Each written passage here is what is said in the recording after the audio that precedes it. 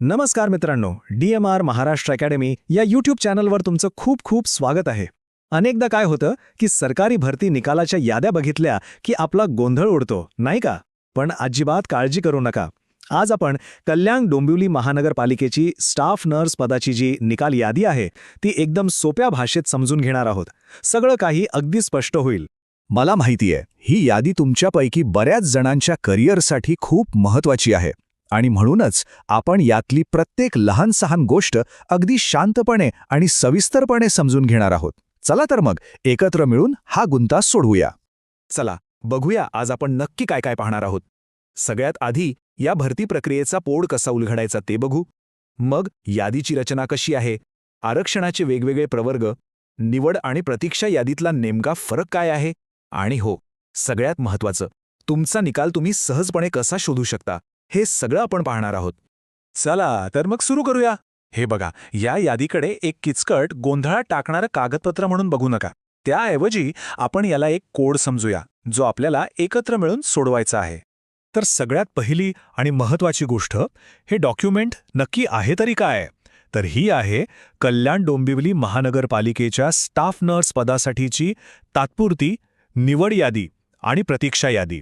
ह्या तात्पुरती हा शब्द खूप महत्त्वाचा आहे, हे लक्षात घ्या. आता वळूया पुढच्या भागाकडे. ही संपूर्ण यादी कशी बनवली आहे आणि त्यातल्या प्रत्येक रकान्याचा म्हणजे प्रत्येक कॉलमचा नेमका अर्थ काय आहे, हे आपण आता एकदम सोप्या भाषेत समजून घेऊ. बघा, या यादीचा मूळ आधार आहे गुणवत्ता. ज्या उमेदवाराला सगळ्यात जास्त गुण मिळाले आहेत त्यांचं नाव एकदम वर दिसेल आणि मग जसे गुण कमी होत जातात तसा उमेदवारांचा क्रम खाली येतो. एकदम सरळ आणि सोपं सूत्र आहे. ही स्लाईड तर तुमच्यासाठी एक प्रकारची चीट शीट आहे. इथे प्रत्येक रकान्याचा अर्थ दिला आहे. क्रम म्हणजे सिरियल नंबर, अर्ज क्रम म्हणजे तुमचा ॲप्लिकेशन नंबर. पण यातले सगळ्यात महत्त्वाचे दोन रकाने म्हणजे प्राप्त गुण आणि निवड प्रवर्ग.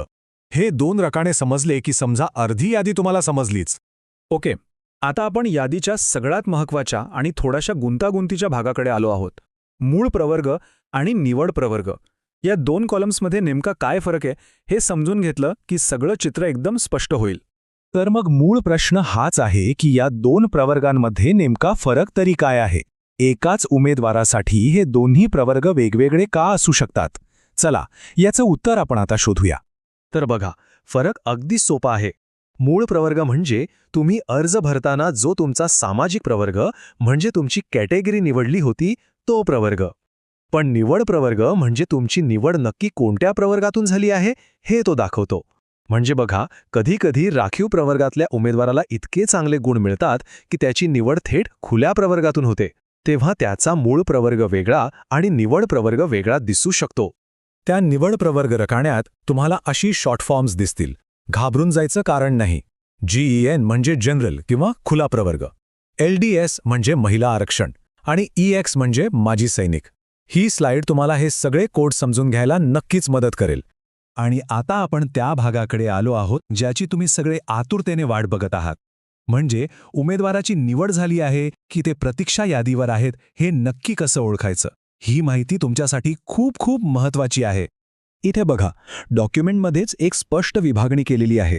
मुख्य निवड यादी एका स्पेसिफिक अनुक्रमांकावर संपते आणि त्यानंतर लगेचच प्रतीक्षा यादी असं मोठं शीर्षक देऊन दुसरी यादी सुरू होते.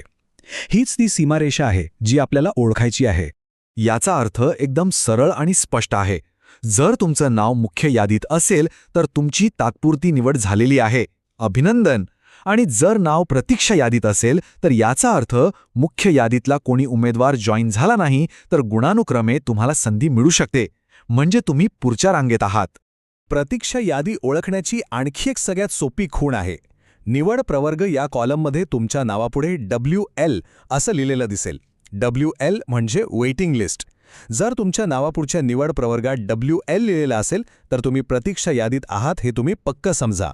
चला, आत्तापर्यंत आपण जे काही शिकलो त्याचा उपयोग करून तुमचा स्वतःचा निकाल कसा शोधायचा याची सोपी प्रक्रिया आता आपण पाहूया.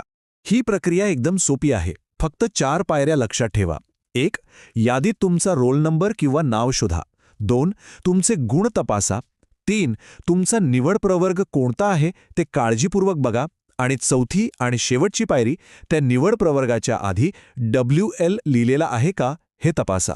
बस या 4 सोप्या पायऱ्यांमधून तुमची स्थिती तुम्हाला लगेच स्पष्ट होईल. आणि शेवटी एक विचार करण्यासारखा प्रश्न. सार्वजनिक भरतीचे निकाल सादर करण्याची ही पद्धत तुम्हाला खरोखरच सगळ्यात सोपी आणि स्पष्ट वाटते का? यात अजून काही सुधारणा करायला वाव आहे असं तुम्हाला वाटतं का? यावर नक्की विचार करा. मित्रांनो, अशा सखोल संशोधनावर आधारित माहिती तुमच्यापर्यंत आणण्यासाठी आमची टीम दिवस-रात्र मेहनत घेत असते. जर तुम्हाला आमचं काम उपयुक्त आणि मूल्यवान वाटत असेल तर या UPI QR कोडद्वारे मनापासून छोटीशी मदत करून तुम्ही आमच्या या प्रवासात सहभागी होऊ शकता. तुम्ही चॅनलची मेंबरशिप सुद्धा घेऊ शकता. लक्षात ठेवा, प्रामाणिक प्रयत्न कधीच वाया जात नाहीत. जर तुम्हाला DMER बद्दल अधिक जाणून घ्यायचं असेल तर हा व्हिडिओ नक्की बघा. आणि हो, DMER महाराष्ट्र अकॅडमीला सबस्क्राईब करायला विसरू नका. धन्यवाद.